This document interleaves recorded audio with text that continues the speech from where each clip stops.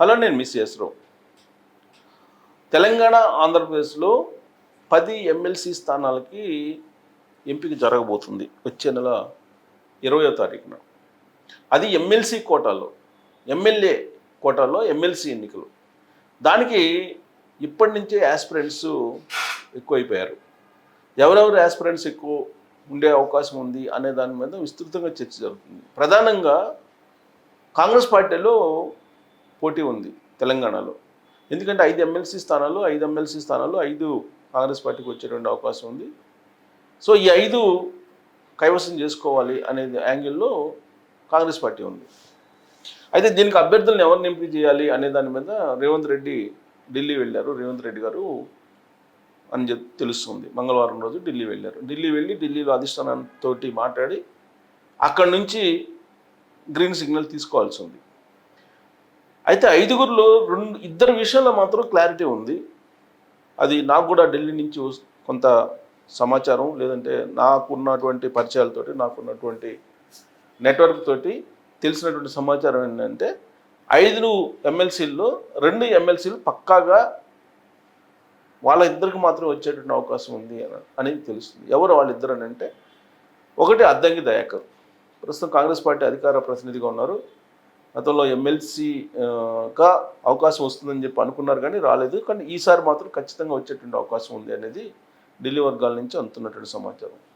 అంటే అధిష్టానానికి సంబంధించినటువంటి ఇంట్రెస్ట్ అనమాట అద్దంకి దయాకర్ది. అధిష్టానం నోటీస్లో ఉన్నారు అద్దంకి దయాకర్ గారు. ఎందుకనంటే ఆల్రెడీ ఫస్ట్ ఎమ్మెల్యే ఎలక్షనప్పుడు 2023లో జరిగినటువంటి అసెంబ్లీ ఎన్నికల్లో ఎమ్మెల్యే టికెట్ని ఆయన ఆశించారు. సో ఆయన ఎమ్మెల్యే ఎన్నికల్లో లాస్ట్ మినిట్లో ఆయన డ్రాప్ కావాల్సి వచ్చింది. ఆ తర్వాత ఆయన ప్రభుత్వం ఏర్పడిన తర్వాత నియమించినట్టు కొంతమంది ఎమ్మెల్సీలు ఉన్నారు. ఆ జాబితాలో అతనికి వస్తుందని ఎక్స్పెక్ట్ చేశారు. అప్పుడు కూడా రాలే. కానీ ఈసారి ఖచ్చితంగా అతనికి అధిష్టానమే ఎమ్మెల్సీగా ఎంపిక చేయమని చెప్పి రేవంత్ రెడ్డి గారికి ఆదేశించే అవకాశం ఉందని చెప్పి తెలుస్తూ ఉంది. ఇక రెండవది బెల్లే నాయక్ గారు.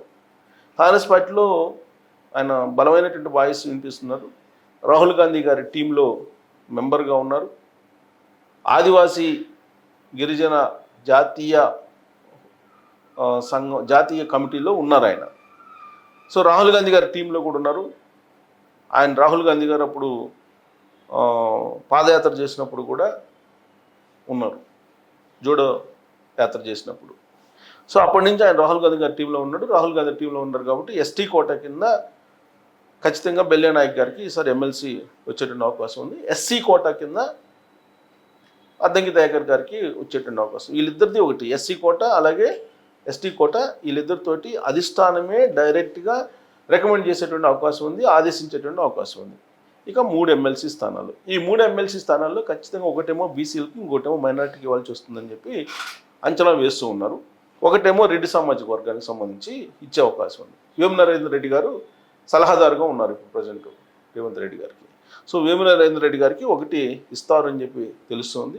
ఒకవేళ ఆయనకి కాకపోతే రెడ్డి సామాజిక వర్గం నుంచి మరొకరికి ఇచ్చే అవకాశం ఉంది. ఎందుకంటే క్యాబినెట్ ర్యాంక్ ఆల్రెడీ ఉంది వేము నరేందర్ రెడ్డి గారికి, సలహాదారుగా కూడా ఉన్నారు కాబట్టి బహుశా ఆయన పేరుని పరిగణలోకి కాంగ్రెస్ పార్టీ తీసుకోకపోవచ్చు, ప్రత్యామ్నాయంగా వేరే వాళ్ళకి ఇవ్వచ్చేమో అనేటువంటి ఒక టాక్ కాంగ్రెస్ పార్టీలో నడుస్తుంది.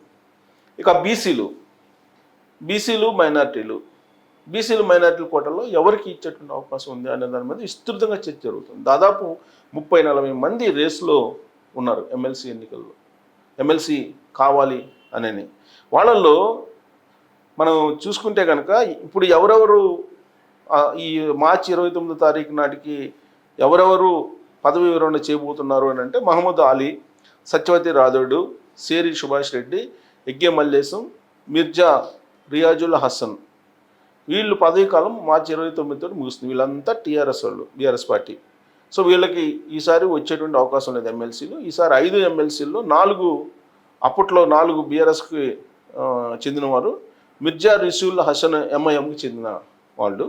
సో అప్పుడు ఎంఐఎం అలాగే బీఆర్ఎస్ పార్టీ ఒకటే కాబట్టి 5 వాళ్ళకి వచ్చినట్టుగా మనం భావించాలి. కానీ ఇప్పుడు తెలంగాణలో అసెంబ్లీ ఎన్నికలు 23లో ఎమ్మెల్యేల సంఖ్య చూసుకుంటే కనుక ఎమ్మెల్యేల సంఖ్య ఆధారంగా తీసుకుంటే కాంగ్రెస్కి 4, బీఆర్ఎస్ పార్టీకి 1 ఎమ్మెల్సీ దక్కే అవకాశం ఉంది. కానీ బీఆర్ఎస్ పార్టీకి సంబంధించినటువంటి ఎమ్మెల్యేలు కాంగ్రెస్ పార్టీకి వచ్చారు, దాదాపు 12 మంది. ఇంకా కొంతమంది టచ్లో ఉన్నారని చెప్పి కూడా తెలుస్తుంది. వాళ్ళు కూడా ఇటు వస్తే 5 ఎమ్మెల్సీలు కాంగ్రెస్ పార్టీకి వచ్చేటువంటి అవకాశం ఉంది. కాబట్టి 4 పక్కా కాంగ్రెస్ పార్టీకి, ఇంకో 5 ఎమ్మెల్సీని కూడా చేజిక్కించుకునే అవకాశం ఉంది. దానికి సామాజిక ఈక్వేషన్స్ అవన్నీ కూడా చూస్తూ ఉన్నారు ఇప్పుడు. సో రేవంత్ రెడ్డి గారు వేసేటువంటి వ్యూహాలను బట్టి ఇది ఫైనల్ అయ్యేటువంటి అవకాశం ఉంది. సో రేవంత్ రెడ్డి గారు ఢిల్లీ వెళ్తారు, ఢిల్లీ వెళ్ళి దానికి సంబంధించి మాట్లాడతారు. సో ఇద్దరు అయితే కన్ఫాము. ఇంకా చూస్తే కనుక ఇక వాళ్ళిద్దరు తప్ప మిగతా వాళ్ళు ఎవరున్నారంటే యాక్చువల్గా దొమ్మాటి సాంబయ్య పేరు టికెట్ పరిశీలిస్తున్నారు. దొమ్మాటి సాంబయ్య అనే అతని పేరు. యాక్చువల్గా అతను లాస్ట్ ఎలక్షన్లో టికెట్ను ఆశించారు, టికెట్ పొందలేకపోయారు. ఎందుకంటే అప్పుడు కడియం శ్రీహరి గారి కుమార్తెకి వరంగల్ పార్లమెంటు స్థానాన్ని ఇవ్వాల్సి వచ్చింది. ఈ దొమ్మాటి సాంబయ్యని త్యాగం చేయాల్సి చెప్పి కాంగ్రెస్ పార్టీ అధిష్టానం చెప్పింది. బహుశా ఆయన ఏమైనా పరిగణలోకి తీసుకుంటారు అనేది ఒకటి ఉంది. ఇక పైగా దొమ్మాటి సాంబయ్య దళిత ఎస్సీ, ఒకవేళ అది తీసుకుంటే దయాకర్ పరిస్థితి ఏంటి అనేటువంటి క్వశ్చన్ కూడా వస్తుంది. ఇక ఎస్టీకి సంబంధించి బెల్లియా నాయక్, ఖమ్మం జిల్లాకు సంబంధించిన వైరాగ్కి చెందిన బానోతు విజయబాయి పేరు కూడా ఉంది. ఒకవేళ మహిళల కోటా ఇవ్వాలనుకుంటే విజయబాయిని పరిగణలోకి తీసుకునేటువంటి అవకాశం ఉంది. కాకపోతే నాకున్న ఇన్ఫర్మేషన్ ప్రకారం అద్దంకి దయాకర్ ఎస్టీ కోటాలను బెల్లియా నాయక్ ఇచ్చేటువంటి అవకాశం ఉందని అంటున్నారు. ఇక రెడ్డి సామాజిక వర్గం కోటాలో వేం నరేందర్ రెడ్డి, అలాగే Sama Rammohan Reddy, Jaggareddy PCC working president, మాజీ ఎమ్మెల్సీ జీవన్ రెడ్డి, వీళ్ళు పేర్లు వినిపిస్తున్నాయి. యాక్చువల్గా ఆయన గ్రాడ్యుయేట్ ఎలక్షన్లో పోటీ చేయాలి జీవన్ రెడ్డి, కానీ ఆయన విముఖత చూపారు, దాంతో కామ్ అయిపోయారు. ఇక బీసీ కోటాలో రావత్ అనిలు, సునీతారావు, హనుమంతరావు, మధు యాష్కి, చరణ్ కౌశిక్ యాదవ్, వజ్రేష్ యాదవ్ పేర్లు ఉన్నాయి.